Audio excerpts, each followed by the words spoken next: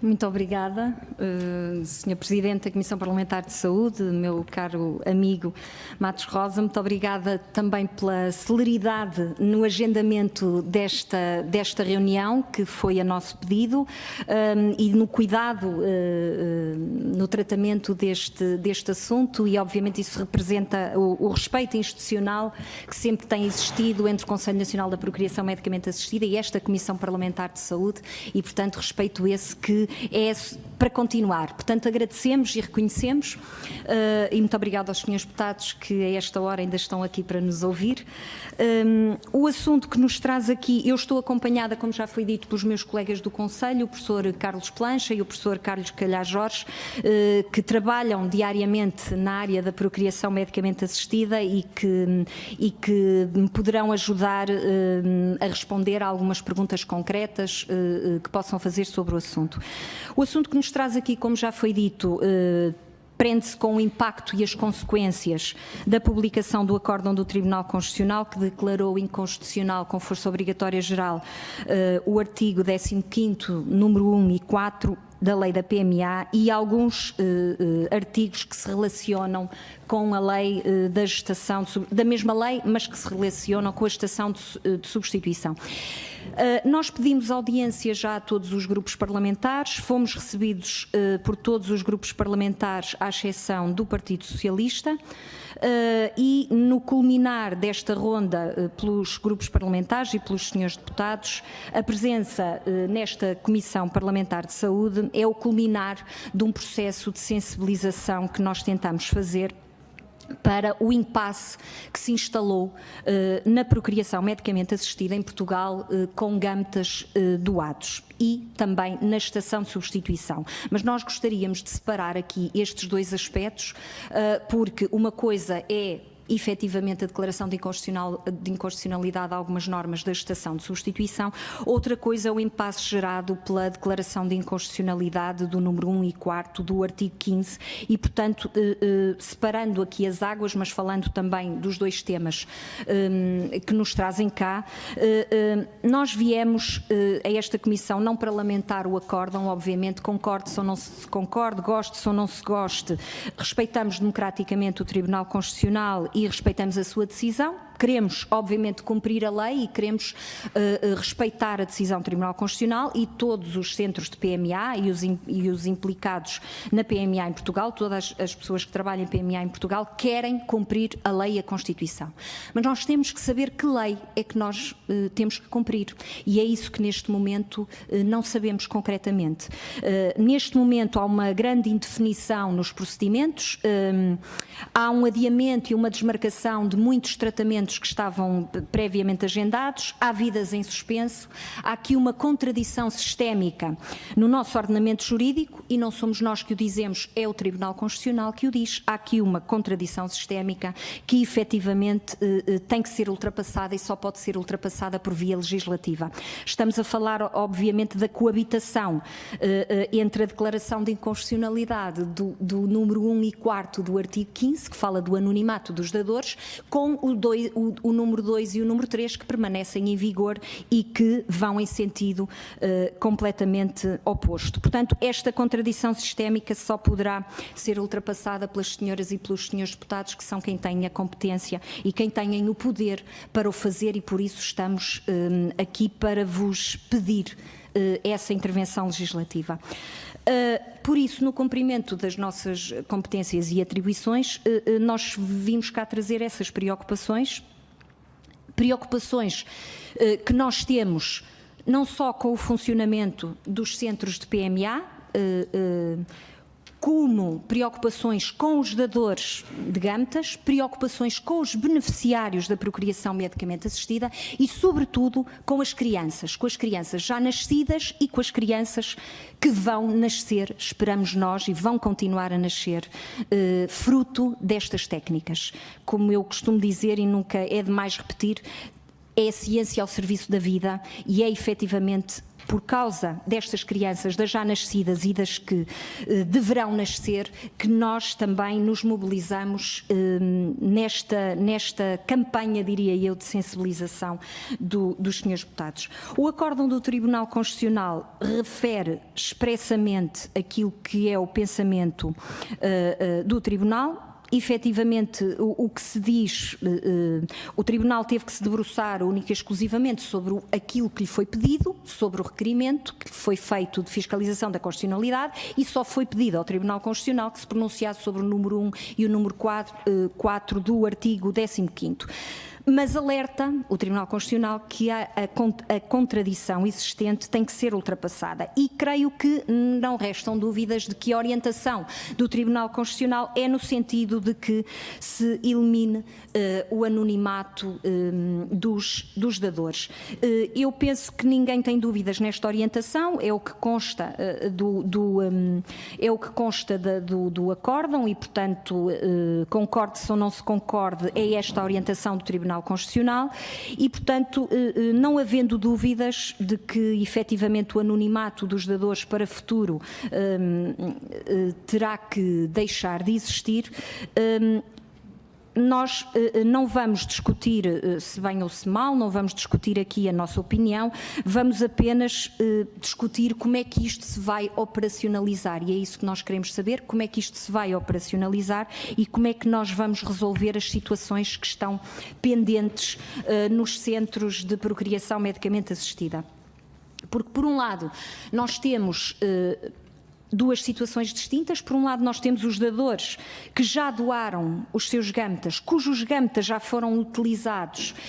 e que já há crianças nascidas. Esses dadores não têm uma palavra a dizer sobre a utilização dos seus gametas, já foram utilizados, e foi essa dádiva feita no pressuposto de que ela seria anónima, e seria anónima para sempre. Fizeram-no alguns deles com a garantia acrescida que lhe foi dada pelo acórdão do próprio Tribunal Constitucional de 2009, que declarou que o anonimato não merecia qualquer censura constitucional. Portanto, estes dadores têm aqui tinham aqui um duplo grau de confiança no ordenamento jurídico e tinham um duplo grau de confiança de que as suas dádivas permaneceriam anónimas. Estes dadores e os direitos destes dadores têm que ser compatibilizados com os outros direitos, nomeadamente com os direitos da criança a saber a sua origem, que é aquilo que este acórdão do Tribunal Constitucional quis realçar. Por outro lado, temos os gametas e os embriões que foram doados, que estão criopreservados, mas que neste momento não podem ser utilizados porque temos que obter o consentimento expresso, não só dos beneficiários, como também dos dadores, consentimento expresso aditado ao consentimento informado que eles já prestaram, de que efetivamente, caso seja levantado o anonimato, eles não se opõem a que seja feita essa transferência, ainda que corram este risco de ser levantado o anonimato. Portanto, são duas situações distintas. Numa situação, os dadores ainda têm uma palavra a dizer, os seus gametas ou embriões ainda não foram utilizados, na outra situação já não podem dizer nada. Portanto, há casos, e neste segundo caso, do contacto que os centros têm feito, foi isso que nós aconselhamos, por prudência, por cautela, que os centros contactassem todos os dadores e todos os beneficiários que tinham tratamentos agendados para perceberem e para receberem o consentimento deles para se continuarem os procedimentos, e há dificuldades. Há dificuldades de contactar muitos dos dadores e há depois dificuldades que se prendem com a decisão que esses dadores tomam, porque alguns aceitam e outros não aceitam essa possibilidade. Portanto, também gostaríamos de saber qual o destino que nós vamos dar a estes gametas, qual o destino que nós vamos dar a estes embriões. E sabendo nós, e isto eu já disse e repito, seria trágico num país como o nosso, que tem uma carência tão grande de gametas doados. Portanto, o que está aqui em causa é de facto a continuidade em Portugal da procriação medicamente assistida com gametas de dadores. Acresce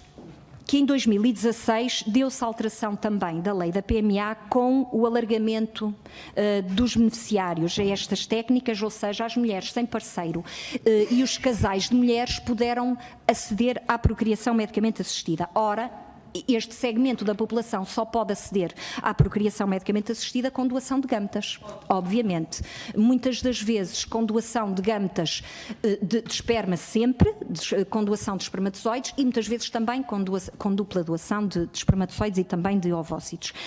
O que está aqui em causa é que, com esta situação e com esta carência de gametas que existe, houve um alargamento, um aumento das listas de espera, é verdade, houve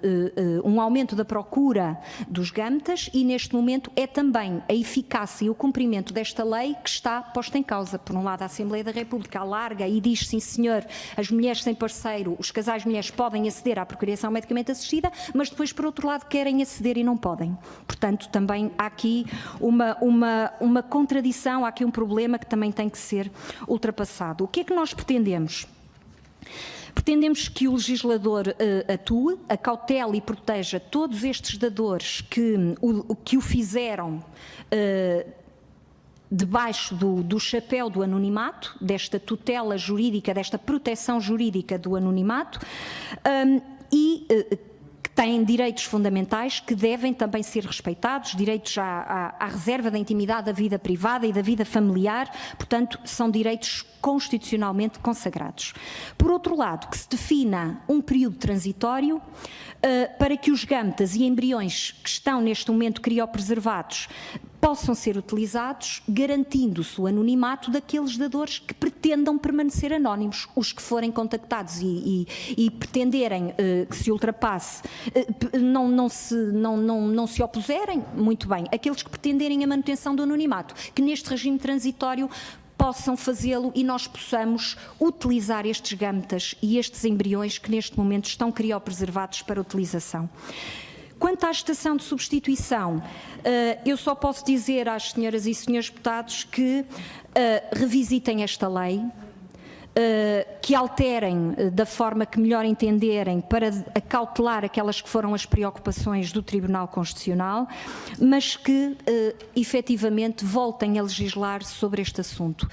Tinha sido dada esta janela de oportunidade a estes casais, porque a gestação de substituição está muito balizada na nossa lei, é efetivamente para casais com um problema de saúde muito grave e estas mulheres que nasceram sem útero ou que tiveram uma doença ou um acidente que lhes inviabilizou a possibilidade do seu útero gerar uma criança, estas mulheres não têm nenhuma possibilidade, nenhum recurso a um tratamento